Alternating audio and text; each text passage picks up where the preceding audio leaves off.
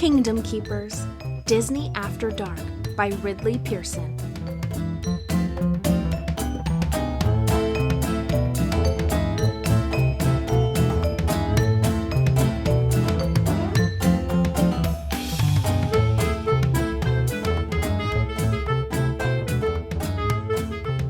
The hallways of Finn's middle school could sometimes feel as long as runways.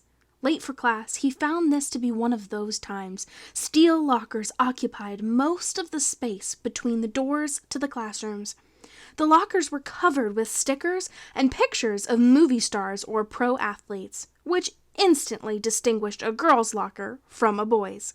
Fluorescent tube lighting cast a sticky glow over everything and made human skin look vaguely greenish.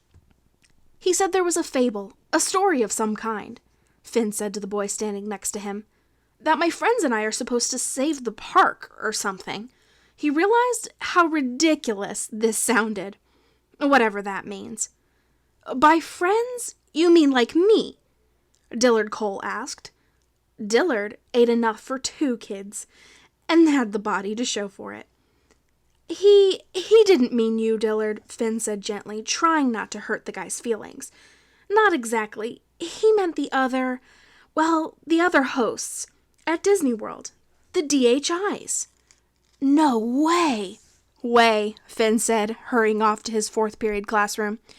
It was only a dream, Dillard shouted after him. Finn wasn't so sure about that. We're honored you could join us, Mr. Whitman, said Mr. Richardson, as Finn rushed in his world history class.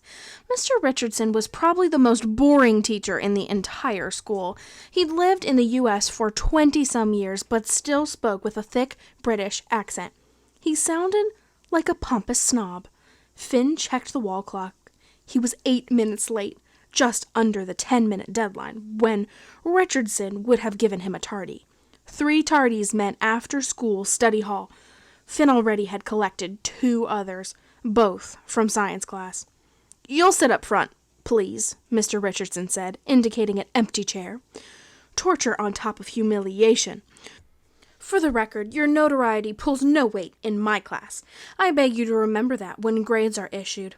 I find the idea of a child actors tedious, at best.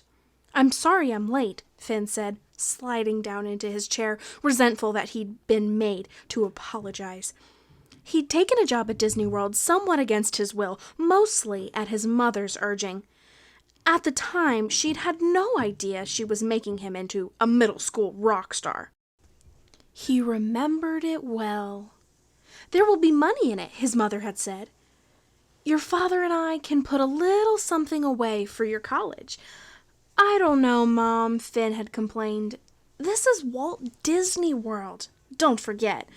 You would be a host, like a guide, in Walt Disney World. It's not exactly me. It'll look like you, sound like you, it'll seem like you to everyone but you.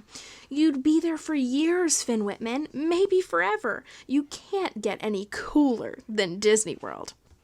His mother didn't know everything, but when she was right, she was right. Finn loved the Disney parks. So did his friends. Even though they lived in Orlando, they all went to the parks whenever they could afford it. But the Magic Kingdom? Mom, it's for little kids. At Disney MGM, sure, Animal Kingdom would be awesome. But Magic Kingdom? You love the Magic Kingdom, and you know it. Besides, the rest of the family would get complimentary passes, several a year, every year, for life, as in forever. We could basically go whenever we want, without me. I thought you just said you're too old for the Magic Kingdom. Finn's mom could twist almost anything he said. He picked his arguments carefully with her. She had explained the terms of the contract to him, but Finn hadn't really paid attention. Tell me about the disguise stuff again, he said. You would only be allowed to visit the Magic Kingdom with prior approval. Once permission is granted, you'd still have to go in disguise, but a hat and sunglasses would be enough. You'd only have to wear them when you're in the Magic Kingdom. They can't have two of you running around, the real you and the hologram host you. It makes sense if you think about it. It did make sense, but he wasn't about to admit that. She said, "It sounds so easy. All you do is let them film you walking and gesturing.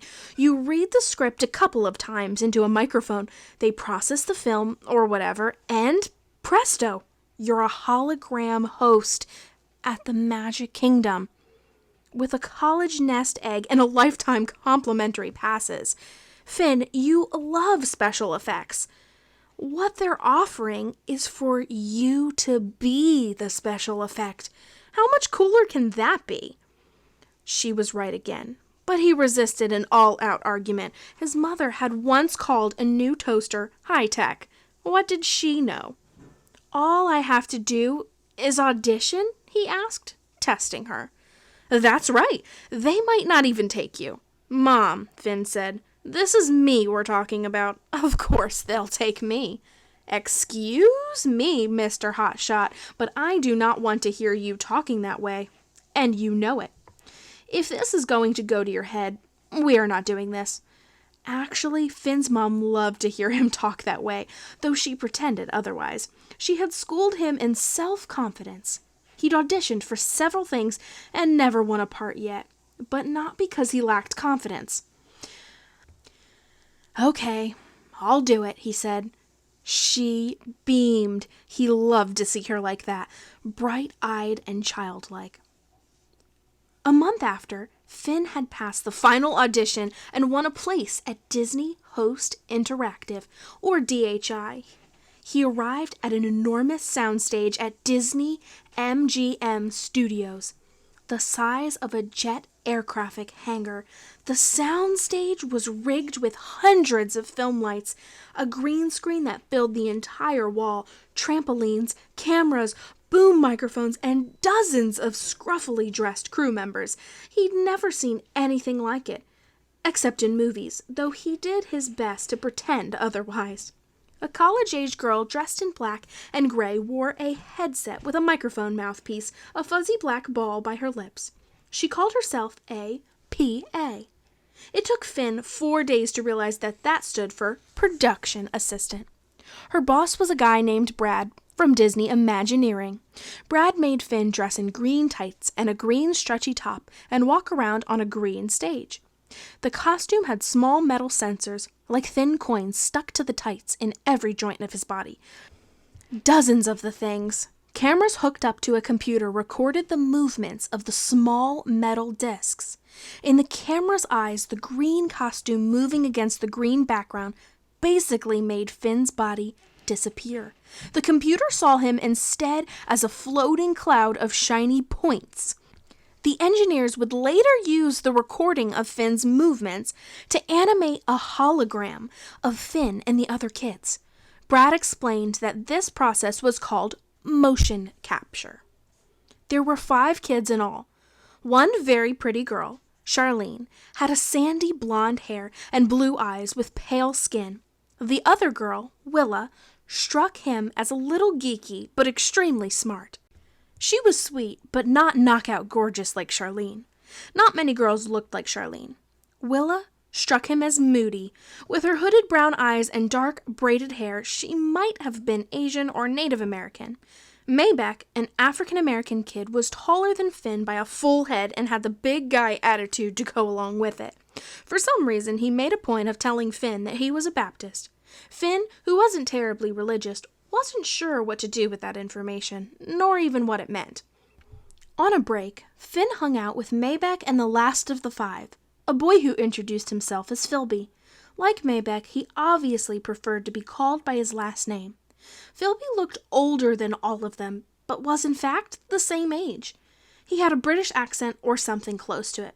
Australia or New Zealand, Finn guessed. "Quite the motley group," Philby said. "We're the Orlando Assortment Pack," Maybeck quipped. "One of every flavor." Finn said, "We're all from different schools, right? What's with that? It's like they wanted to make sure none of us knew each other. Why would they do that?" "Control," Maybeck answered. "These kind of guys. With them, it's all about control. That guy, Brad, I don't trust him. He's keeping stuff from us. Count on it. Finn liked Brad, but he knew what Maybeck was talking about. It did feel like they weren't being told everything. We'd better be able to trust him, Finn suggested. He's the one turning us into holograms. I don't know about you, Maybeck answered, but I never trust anyone but myself. He added, a little late. No offense. Finn wanted out of his tights. Philby said, "Did you know that DHI, Disney Host Interactive, also stands for Daylight Hologram Imaging?" Seriously? Finn asked. Totally. See, Maybeck said, that's what I'm talking about right there. First I've heard of it. Philby continued, this has never been done before, DHIs. Not like this. We're going to be turned into absolutely perfect, three-dimensional images, duplicates of ourselves. We'll look real, but we'll be made of nothing but light. It's pretty cool technology, actually. But if it's never been done before, Finn said, how do we know it's safe? The boys glanced back and forth between themselves. Philby said, it's like taking pictures, that's all. How can it not be safe? It pays, Maybeck said harshly. That's all I care about. My aunt could use the extra money. Your aunt, Finn said, before he took the time to think that his question might sound rude. Yeah, Maybeck said. I live with my aunt. My parents, well, they aren't around. Finn felt awful for having asked. Maybeck grew silent. He seemed less tough all of a sudden. Sorry, Finn said, for asking. Not your problem, Maybeck said in a softer voice. My aunt's cool. She tried to get me in a toothpaste ad, but I lost out. Then this thing came up. Brad told me that if I'd gotten that ad, I'd never have been asked to be a host. They want nothing but fresh faces. So, you got lucky, Finn said. We all got lucky, Maybeck agreed. A DHI in the Magic Kingdom? We're going to be famous. We're going to be ghosts, Philby corrected. Electronic ghosts, provided that this technology actually works. Don't say stuff like that, Maybeck pleaded. Of course it works. Of course, said Philby. My bad. But he sounded less than convinced.